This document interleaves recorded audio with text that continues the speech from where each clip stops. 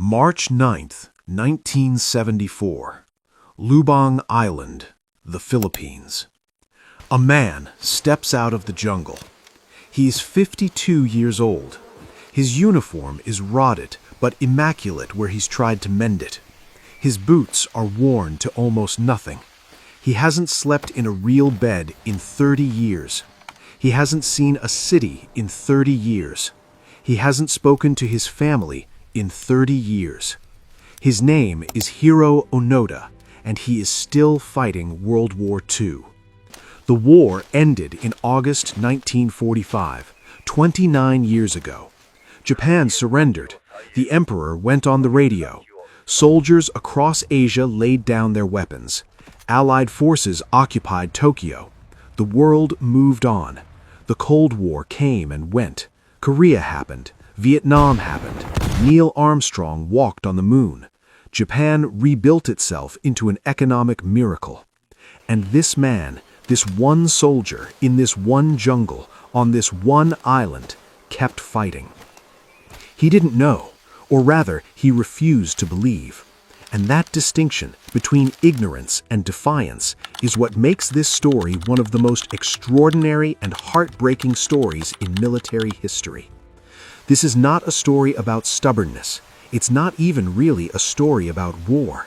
It's a story about identity, about what happens when a man's entire sense of purpose is built around a mission that no longer exists, about loyalty taken so far it becomes its own kind of prison. And it's a story about the moment, 30 years too late, when a man finally has to face the truth.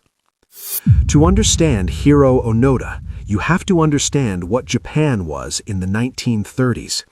He was born on March 19, 1922, in Kamekawa, a small village in Wakayama Prefecture. Japan at this time is not just a country, it is an ideology. The emperor is divine, the soldier is sacred. Dying for the emperor is not a tragedy, it is the highest honor a man can achieve. This is drilled into every schoolboy from the time he can walk. Surrender is not just shameful, it is incomprehensible, unthinkable. An officer who surrenders has not just failed his mission, he has ceased to exist as a human being with honor. Onoda grows up steeped in this worldview. He's sharp, athletic, disciplined. At 18, he moves to China to work for a trading company, but when the war escalates, he enlists in the Imperial Japanese Army in 1942. He trains hard, proves himself, and by 1944 he's selected for something special. He's sent to the Nakano School. This is not your average military academy. The Nakano School is Japan's elite intelligence and guerrilla warfare training facility. The curriculum includes infiltration tactics, sabotage, psychological warfare, and above all else, one core doctrine: never surrender, never give up. If you are cut off from your unit, you continue the mission. If your communications fail, you continue the mission. If the enemy tells you the war is over, assume it is a trick and continue the mission. Onoda absorbs every word. He graduates in 1944, now a second lieutenant. He's 22 years old, highly trained, deeply indoctrinated, and utterly certain of his purpose. He's assigned a mission that will define the rest of his life. He's going to the Philippines. December 1944, Lubang Island, Philippines. The war is not going well for Japan. The Americans are island hopping across the Pacific, burning through Japanese defenses one atoll at a time. Leyte Gulf has just happened, the largest naval battle in history, and Japan lost catastrophically.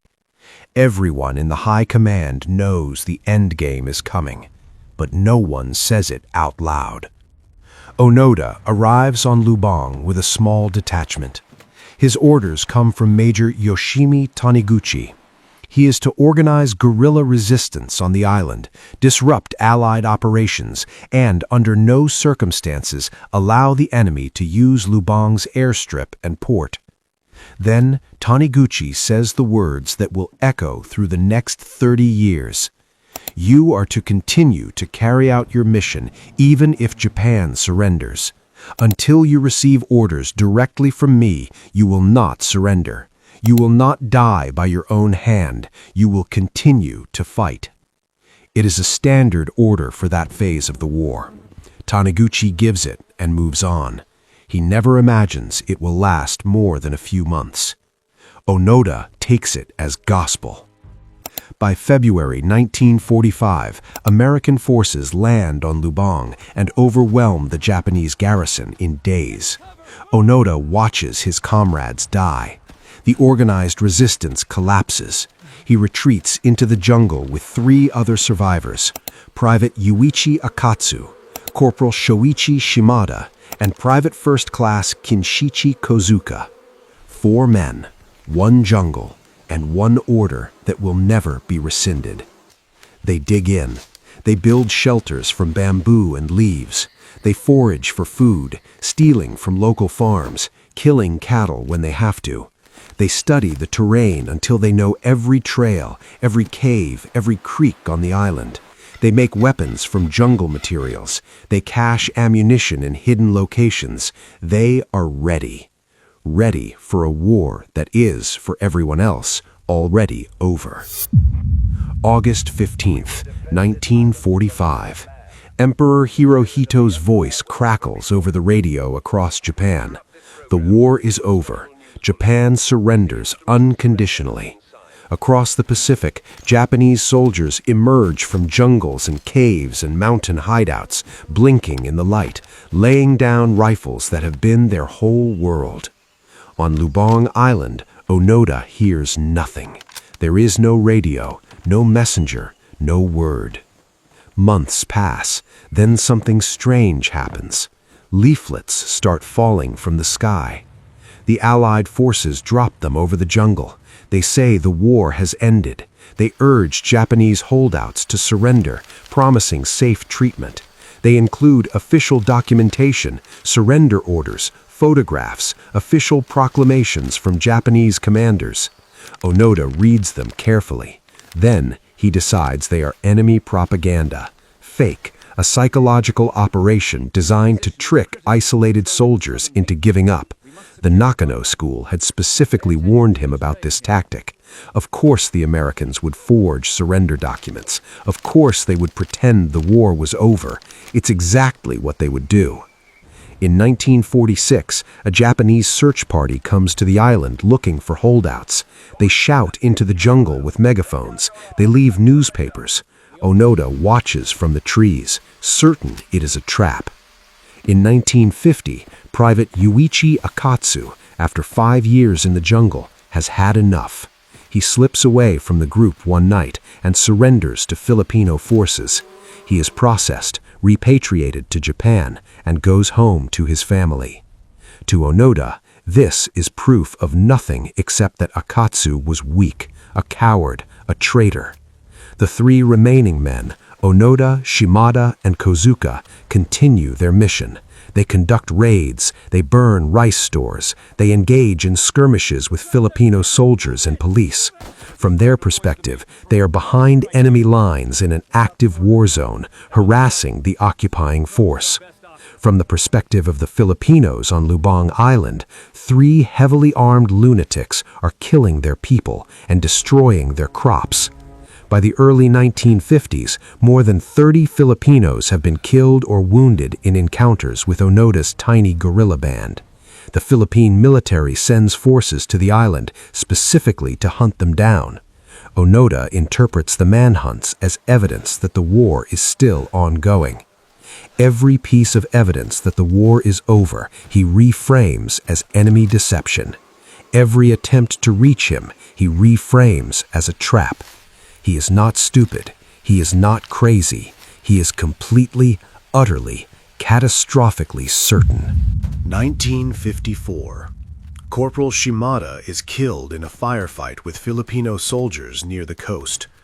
He and Onoda had been together for 9 years.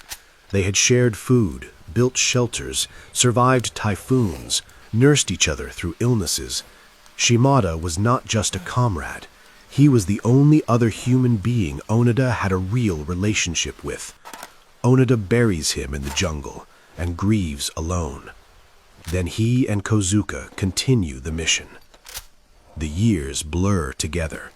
The Philippines declares independence. Marcos comes to power. The Vietnam War begins and ends. Apollo 11 lands on the moon. Japan hosts the Olympics. The world transforms beyond recognition. In the jungle, Onoda and Kozuka live on bananas, coconuts, and stolen cattle. They make sandals out of old boots. They patch their uniforms with sacks and canvas. They keep their rifles clean and oiled with religious devotion. Onoda maintains a detailed operations journal, recording troop movements he observes, engagements he initiates, intelligence assessments of enemy activity.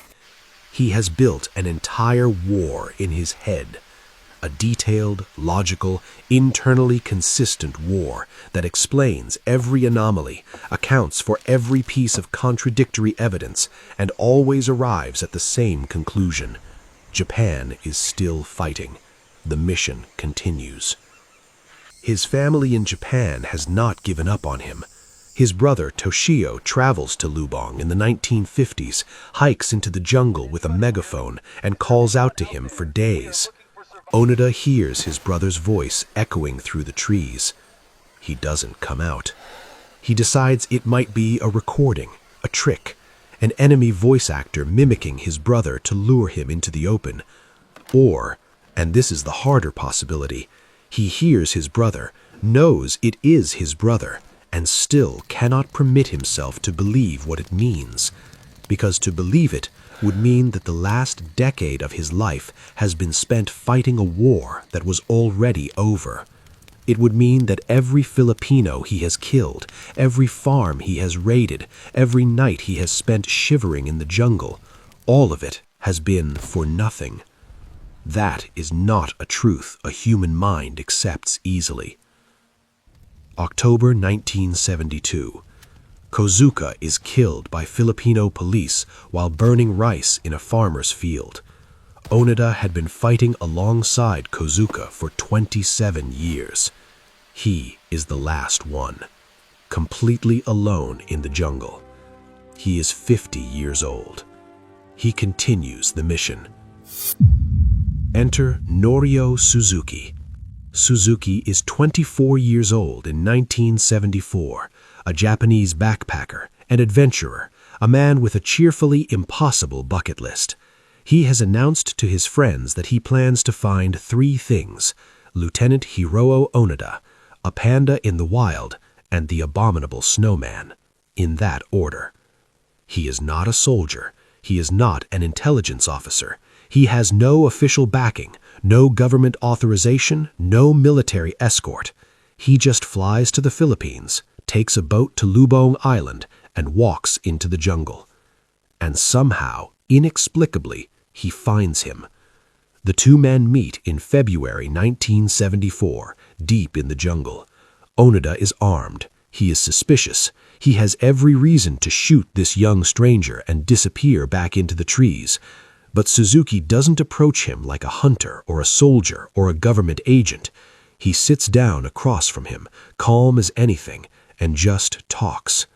He tells Onoda that Japan is doing incredibly well, that it has rebuilt from nothing into one of the world's great economic powers, that his family is alive and well and has been searching for him, that the whole of Japan knows his name and has been praying for his safe return. Onoda listens, and then he says what he has been saying for 30 years. He cannot leave his post. He cannot surrender, not until he receives direct orders from his commanding officer, Major Taniguchi. Suzuki goes back to Japan. He finds Major Taniguchi. Taniguchi is now in his 60s. When Suzuki finds him and explains what has happened, Taniguchi goes pale. He agrees to come.